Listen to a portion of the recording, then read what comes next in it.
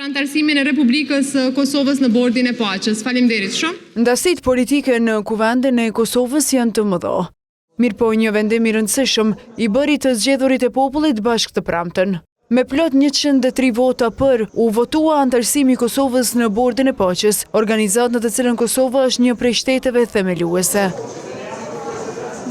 Ne si grup parlamentari Lëvizjes Vetëvendosje e mbështesim atë me votë dhe ftoj dhe deputetët e tjerë që të veprojnë njëjtë. Antarësimi në bordin që udhëhiqet nga presidenti amerikan Donald Trump i dhan përkrahje edhe partitë opozitore. Pozita e Kosovës fuqizohet këtë rast, hyn si palë sovrane, palë barabartë, ka votë barabartë me të gjitha shtetet tjera. Bordi i paqes nuk është thjesht një tryezë diskutimesh.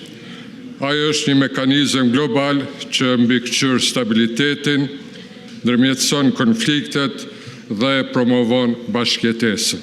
Vetë kjo ftesë, vetë ky antarësim edhe votimi i sotëm është një garanci për Kosovën, është një përkushtim.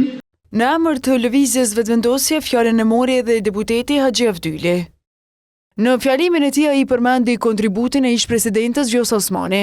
Me shkallësitë e saj diplomatike, presidenti Osmani ka arritur që të vendosë Kosovën në zemrën e tavolinave më të rëndësishme ndërkombëtare.